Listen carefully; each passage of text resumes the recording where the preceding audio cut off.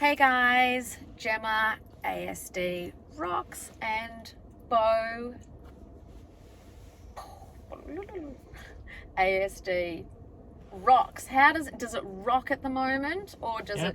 Yeah, because sometimes it's like, oh god, it's the rocks. ASD, oh my god. It is, isn't it? The stress that you get, the anxiety you get with when, I mean, regular people have anxiety too, but yours is sometimes like over the roof. Over the roof. Yeah, and I think you've been over the roof for how long now? A couple of days. Too long. Way longer than a couple of days. You were over the roof when you were saying holiday is my ass. How are you feeling now? Much better. I didn't think we would get there. I was so worried. I really was. I was super stressed. And what did I keep telling you? That it'll be okay. Yeah, that what's my job? To look out for you. To stress for you. Yeah. So you don't have to. And I did. I did. Why don't you tell everyone what's happened? Oh, and by the way, you're gonna tell what's happened. I'm gonna actually drive because the school have done a pretty amazing thing for you, haven't they? Yeah. The two special. Oh, look, that's Mr. something. Yes, that's right. He's lovely. They're all lovely. When someone does something super, super special for you, what do you do? Thank them. How? What are the different ways of thanking people? Giving them a gift. You can give them a gift, yeah. And I think depending on what they do for you, like, you know, you don't give me a gift every time I make you dinner, do you? But you say thank you. Yeah. Yeah. So you don't need to give a gift all the time. But what they've done for you is pretty significant, isn't it? So I think what kinds of gifts can we get? Well, I don't know much about their personal lives. That's right. So because I've always taught you.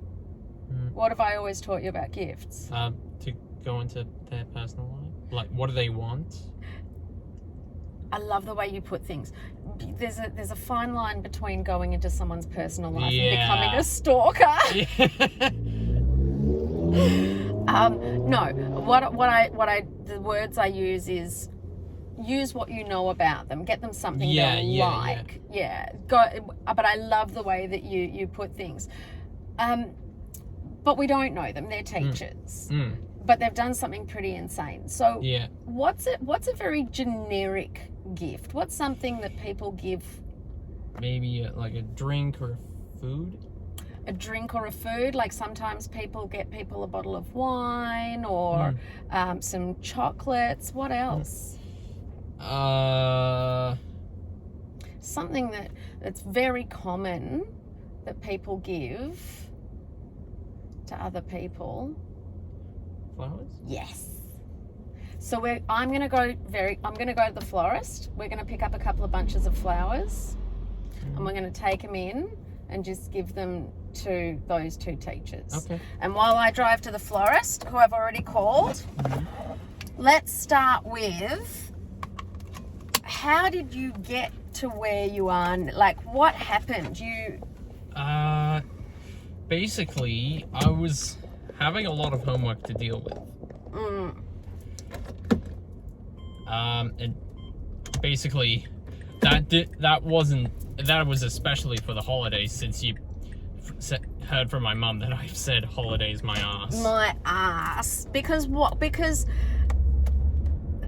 the amount of work that you had, you didn't feel like you were going to finish it anytime soon. Well, at least all of it. Yeah. Even with your tutors, even with everything, like, and you weren't getting any recharge time, were you? Yeah. Like every day. So you say you've been over the roof for a couple of days, but really? Well, that was because the last couple of days, that was when I was really... The worst. That's when I had to swing into action. Yeah. I mean, I'm always swinging into action. I'm always talking, but that was when you were your worst. So you were exhausted at the end of term 1. Yeah, and I did not have a break. And you didn't have a break. And then what happened? Started term 2.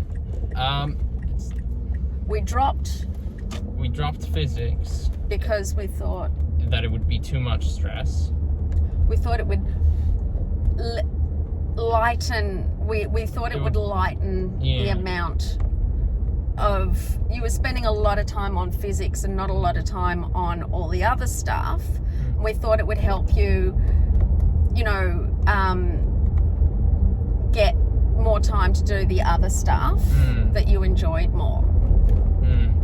But the stress did not go away. Why not? Because the workload was still high. Yeah, year 12 has been an amount of work we couldn't quite have anticipated, because you were doing so many subjects last year and you were coping not too bad. But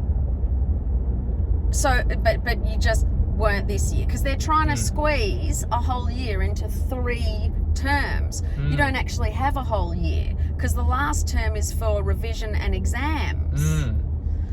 So go on. So you every day you were waking up, you were coming to me, you were coming home, and you were saying things like I was feeling hopeless in chemistry. Hopeless, yep. That was a triggering word. What other triggering words were you using? Very catastrophic language.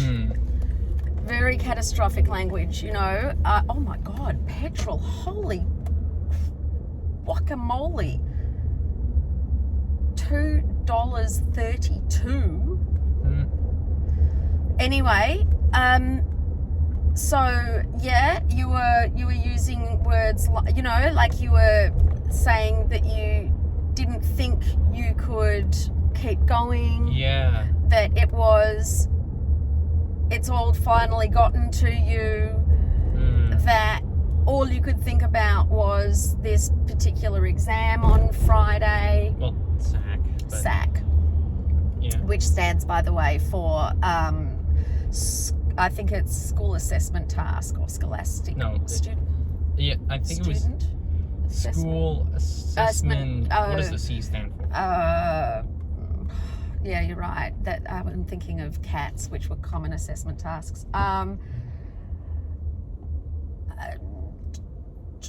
Trial? I don't know, but it's a weird word to call it a sack. But I guess there you go. Yeah. He was worried about his sack. Yeah. So. And I don't mean down there. Yeah, I was being facetious. Nice pick up on that. And you couldn't think about anything else. And every day, all day, and every time I picked you up, what was it about the exam? So explain, because you explained it really well. I don't think I could have gotten any, because the last chemistry SAC I dealt with, I only got 30%. And I had a feeling that I was going to get a similar score on the next SAC. And the fact that you got one bad score completely washed away every confidence, every strip of confidence I ever had. It's really, which you know what, we're going to have to really, really work on, and I'll tell you why. Like I said, we can't give up on anything that's just hard, right? And one bad score isn't the end of the world, because you might do better on the next. However, you weren't coping. Yeah, I was not. So, what did we end up? Mum went to work, had meetings with with Dr. Eisenmeyer, had meetings with the school, had meetings with everyone. That was on the other side of the road, darling. All right. Everyone that I possibly could. Mm-hmm. And what's the result? What did we get? We came up with a plan. And what is that plan? It's to do, believe it or not, year 12 twice. Sort of, yeah. Which, it's to do 3 subjects this year, which is English, maths, and biology, and then do chemistry the next year. If you need to. Hmm. Because what's the important part about this? The important part is to remember that you're going to do your best in year 12 and get an ATAR score. The best ATAR score I can. Yep. And if that score doesn't satisfy the university I want to go to, then I go back to chemistry. That's right. You go back and do. But so it's not about I'm doing year 12 over 2 years. It's about we're going to see what we can really do with these subjects, because you've already got your science subject, which you've got a good score for. Psychology. And now we can just really focus on English, maths, and biology. Yeah. Get the very best we possibly can. If that is good enough, then we don't have to go back for chemistry. That's right. It's about choice. It's not about I will be going back or I will do it 2 years. It's about choice. All right. And the other thing that has changed, because Dr. Richard Eisenmeyer told me, and I listen to Dr. Eisenmeyer, if he says do this, I do it. The other thing that's changed is that I had not anticipated. I thought you were going to go straight from school to uni, but you're not, are you? No. No. What are you gonna have? I'm gonna have I don't know what it's called, but a gap year.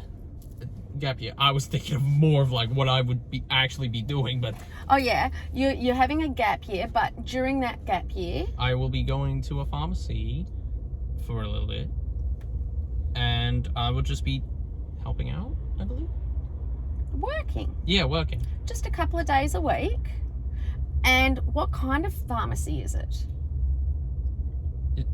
Is it a compounding one? Yeah, thought so. It's a compounding pharmacy. And what's special about this pharmacy? Is that they've hired an autistic person before. They have. So when we look at getting jobs and working, we make sure, right? We're not embarrassed about who we are, right?